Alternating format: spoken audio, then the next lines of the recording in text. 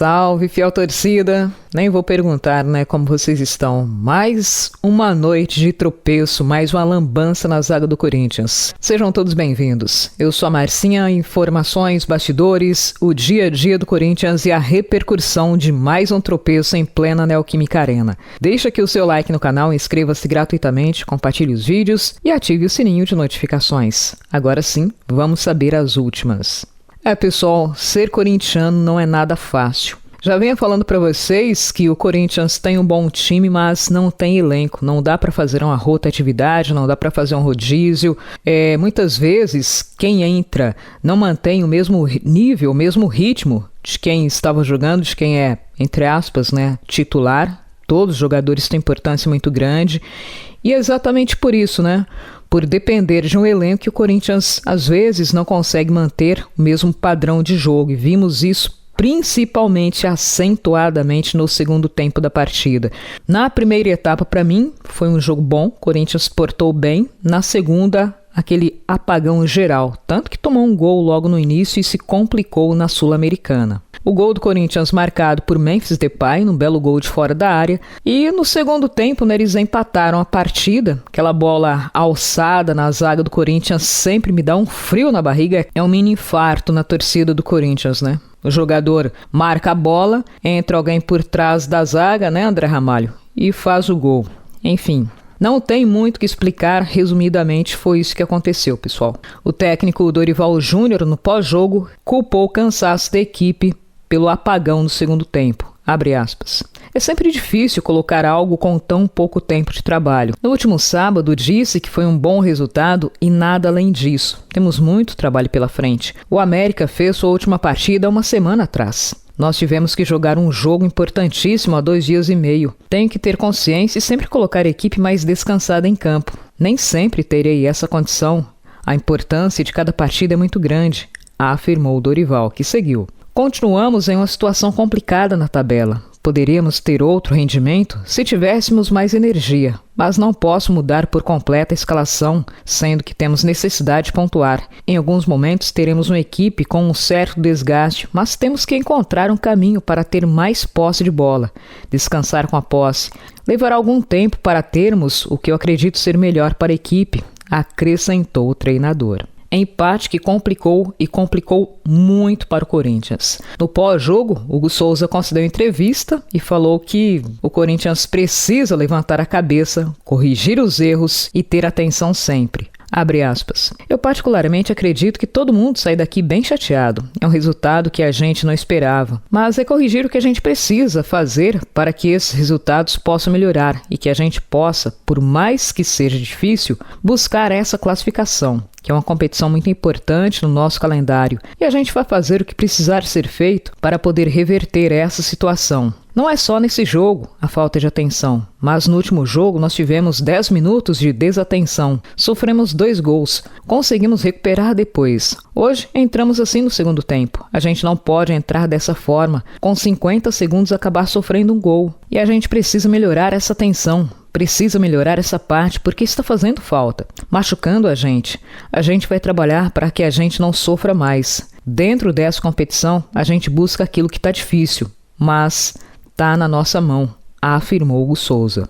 Quem falou também foi o meia Igor Coronado. Em entrevista ao SBT, lamentou o resultado. Abre aspas. A gente sabe a nossa realidade. A vitória era a nossa única opção hoje. Ela não veio. Enfim, a gente tem que ver o que a gente pode fazer de melhor, mas não adianta estar se lamentando. No próximo jogo dessa competição é buscar a vitória mais uma vez e ir jogando para o jogo. Fecha aspas. O Meia falou sobre a expectativa de ter novas oportunidades. Abre aspas. Sim, claro, estou recebendo uma oportunidade nova. Quero ganhar mais minutos em campo para poder tentar demonstrar o meu valor. E é isso. É continuar trabalhando e espero que o professor me dê mais oportunidades. Fecha aspas, finalizou o Igor Coronado.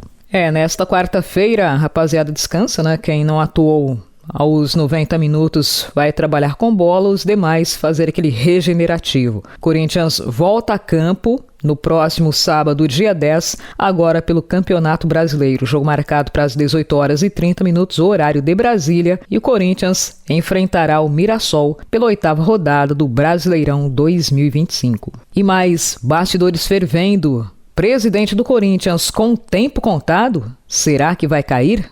Vamos entender.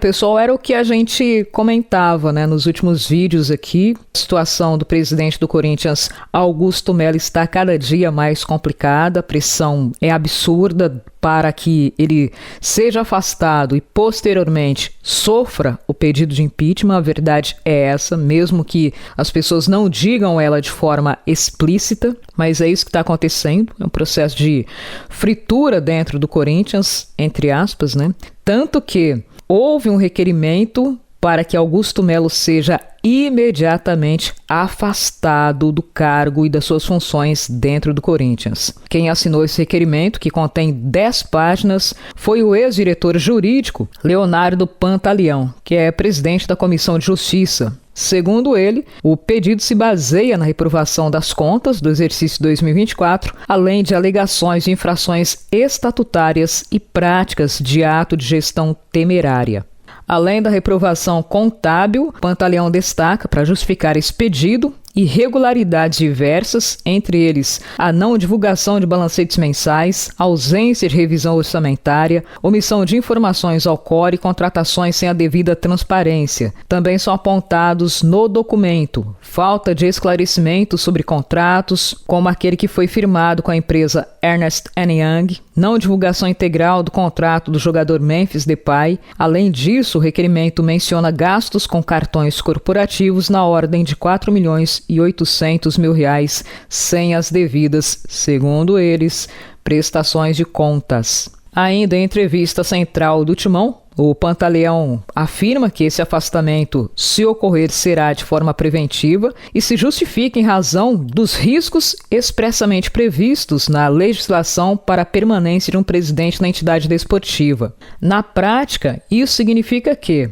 se Augusto Melo for afastado, após a rejeição das contas, os atos dele, que ele fez depois, podem ser anulados, uma vez que as infrações estatutárias e os números apresentados nas contas de 2024, segundo os órgãos fiscalizadores do Corinthians, em tese, caracterizariam o primeiro ano de gestão temerária. Tais anulações poderiam também, em tese, causar prejuízos ao clube, sobretudo na ordem financeira.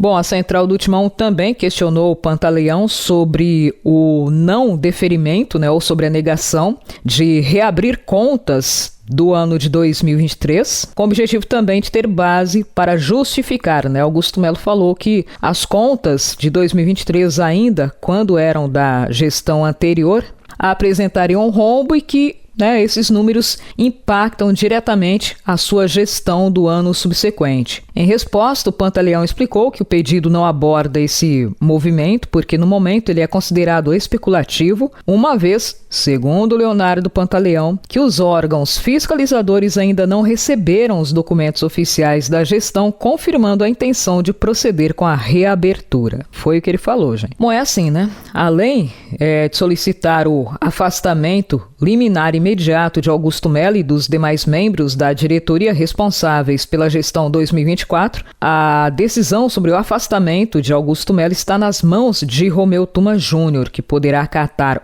ou negar o pedido, ou ainda submeter a questão à votação dos conselheiros. É assim, não estou defendendo ninguém, mas eu acho que o mesmo peso que estão tendo com Augusto Melo deveriam ter tido com as gestões passadas. Só acho isso. Sim, se realmente Augusto Melo for culpado, se realmente for comprovado que ele cometeu uma gestão temerária, que tem aí muita coisa a ser explicada, que não foi devidamente explicado, os gastos não foram justificados e tudo mais, que pague. Fato. Mas assim, tem que ter o mesmo peso e a mesma medida para todo mundo. Seja para o Augusto Melo, para o fulano, para o ciclano, e que seja responsabilizado também quem veio antes, que provocou esse rombo financeiro no Corinthians, o qual a gente tem que lidar até hoje, que virou uma bola de neve que ninguém segura mais. Só acho isso. Se for para punir, vamos punir todo mundo.